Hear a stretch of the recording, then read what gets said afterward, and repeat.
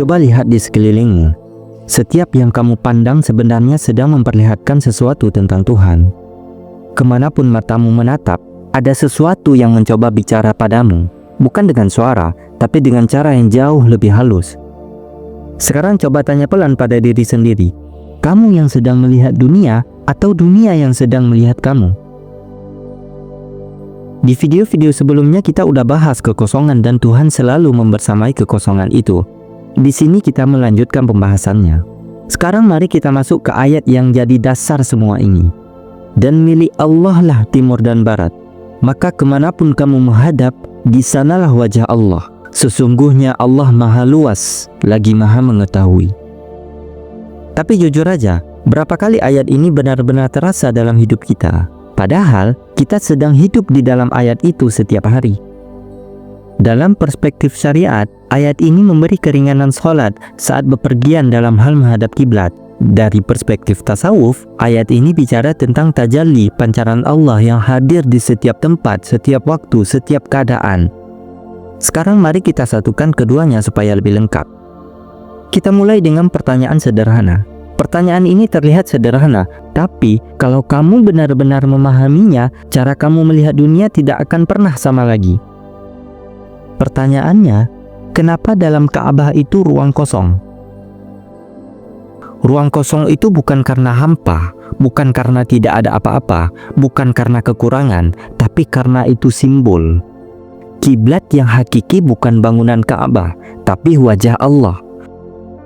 Ruang kosong di Ka'bah adalah simbolis bahwa Allah membersamai kekosongan.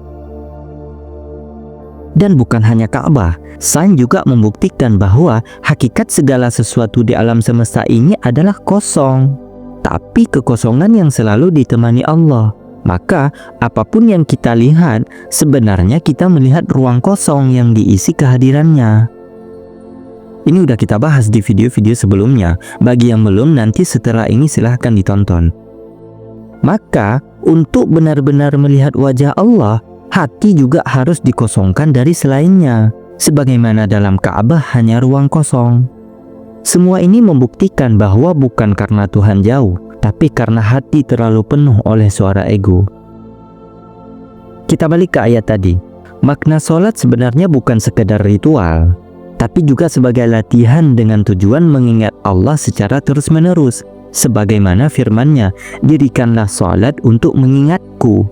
Maksudnya, setelah ritual mendirikan sholat untuk mengingat Allah, maka setelah melakukan ritual itu tetap kita dirikan dengan mengingat Allah. Fikih menafsirkan ayat itu dari lapisan dasar, yaitu arah kiblat sholat, yang dimana sholat sebagai ritual dan latihan. Sufi menafsirkan lapisan lebih dalam sebagai sholat saat beraktivitas, dan makna sholat bukan hanya ritual tapi mengingat.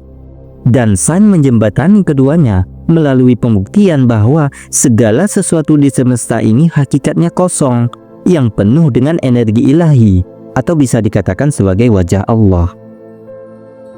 Dengan kata lain, hakikat arah kiblat adalah menghadap wajah Allah, bukan hanya menghadap bangunan Ka'bah yang sebagai simbolis.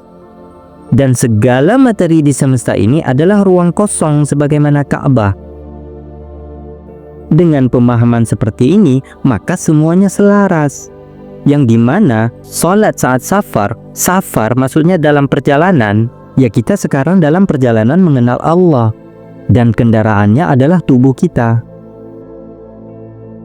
Kenapa ritual sholat diwajibkan? Karena manusia ini mudah lupa, apalagi dalam belajar mengenal Tuhan. Ritual sholat ini menjadi simbol pengingat untuk menundukkan diri di hadapan Sang Sumber. Jadi, ritual itu agar kita tidak menjadi seperti iblis yang merasa paling benar, Fir'aun yang mengaku Tuhan, Dajjal yang melihat dengan satu mata, atau Abu Jahal yang tahu sebenarnya tapi sengaja menutup muka biar nggak terpesona dengan cahaya Muhammad. Dan bahaya terbesar bukan pada sosok mereka, tapi ketika sifat mereka mulai tumbuh dalam diri sendiri. Sekarang kita pahami makna wajah Allah. Wajah Allah di ayat itu bukan seperti wajah manusia, bukan bentuk fisik. Itu bahasa perumpamaan supaya kita bisa mengenal hakikatnya. Kayak kita bilang gini, wajah aslinya baik meski penampilan luarnya berbeda. Dan Al-Quran mengatakan segala sesuatu akan binasa kecuali wajahnya. San juga selaras dengan mengatakan segala sesuatu di semesta adalah energi, dan hukum kekekalan energi dalam fisika mengatakan bahwa energi tidak bisa diciptakan atau dimusnahkan, hanya bisa berubah. Maka segala yang kamu lihat dari kayu, air, tubuh kita hingga ponsel di tanganmu hanyalah energi yang memadat dan bertransformasi menjadi wujud. Tapi hakikat energi di dalamnya tetap kekal.